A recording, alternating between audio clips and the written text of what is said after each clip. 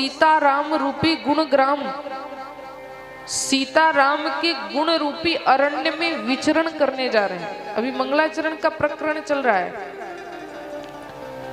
राम सीता के गुण रूपी अरण्य में अब हम प्रवेश करने जा रहे हैं, कहीं हम मार्ग ना भटक जाएं, इसलिए पहले वाल्मीकि और हनुमान को नमन कर लेना चाहिए, क्योंकि ये मार्गदर्शक है महाराज।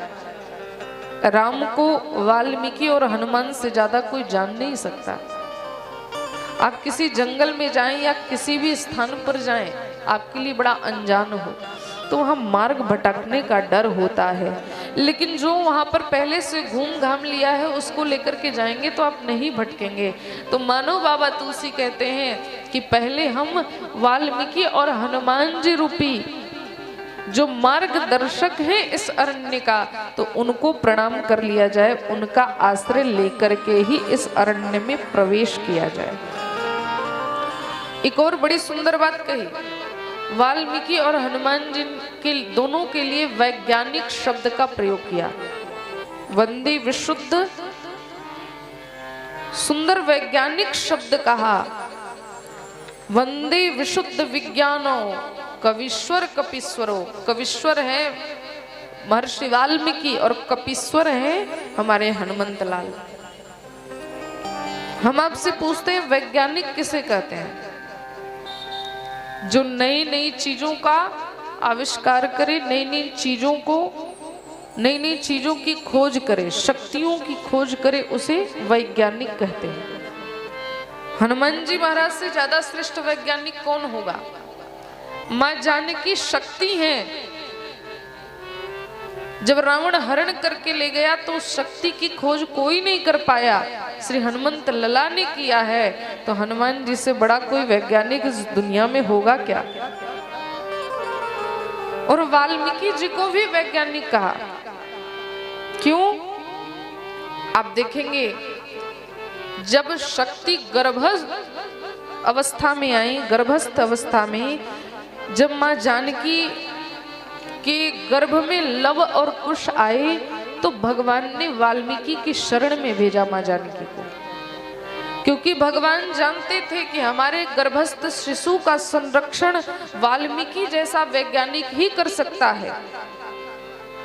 और वाल्मीकि जी के संरक्षण में रह करके जो लव और कुश का अध्ययन अध्यापन हुआ महाराज, इनसे श्रेष्ठ कोई हुआ नहीं। चाहे वह युद्ध कला हो, चाहे संगीत की कला हो, गायन और वादन की कला हो, लवकुश की बराबरी कोई नहीं कर सकता। भगवान स्वयं अचंभित रह गए कि आखिर ये बालक है कौन। जब लवकुश बड़े होकर के अयोध्या के सेना से युद्ध हुआ अश्वमेध यज्ञ के समय, तो भगवान स्वयं युद्ध करने के लिए आए। समस्त अयोध्या के सैनिकों को लवकुश ने क्षण मात्र में हरा दिया। यहाँ तक कि लक्ष्मण और भरत जैसे योद्धा भी परास्त हो गए महाराज। हनुमान जी को बंदी बना लिया लव और कुश ने। स्वयं परमात्मा श्री राम ने देखा ऐसा विलक्षण युद्ध कला, नन्हे नन्हे से बालक, समझ गए ये मेरे ही पुत्र हैं, क्योंकि ऐसी युद्ध कला किसी में हो नहीं सकती।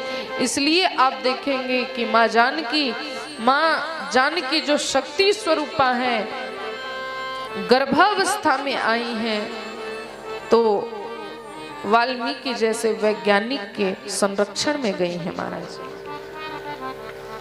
और हनुमान जी को एक और जगह नमन किया, यहाँ ही नहीं, और वहां पर हनुमान जी को महावीर शब्द कह करके संबोधित किया। कहा महावीर विनवौ हनुमाना, राम जास जस आप बखाना। हनुमान जी को महावीर शब्द कह करके संबोधित किया। महावीर का अर्थ क्या है? आप मानस उठा करके देखेंगे सब जगह भगवान राम को वीर कहा। वीर किसे कहते हैं? जो तीनों लोकों को जीत ले वह वीर है। वो वीर श्री राम है, राम के सिवा कोई हो नहीं सकता इस संसार में वीर। लेकिन मानसकार कहते हैं कि वो वीर राम है, लेकिन जो वीर को भी, श्री राम को भी अपने वश में कर ले वो महावीर है। कहते सुमिरी पवन सुत पावन नामू अपने बस करी राखे रामू। भगवान श्री राम तो हनुमान जी के वश में रहते हैं महाराज। महावीर का एक और अर्थ आप समझेंगे। हनुमान जी के लिए जो महावीर कहा विशेषेण ईर्यति प्रेरयति इति वीरः, जो जीवों को प्रेरित करके राम के शरण में लगा दे महाराज, राम के चरणों तक पहुंचा दे, उसे महावीर कहते हैं। किनको किनको पहुंचाया है आप देखेंगे, मानसकार के शब्दों में श्रवण करेंगे किनको किनको हनुमान जी ने भगवान की शरण तक पहुंचाए हैं। तुम उपकार सुग्रीव ही कीन्हा, तुम उपकार सुग्रीव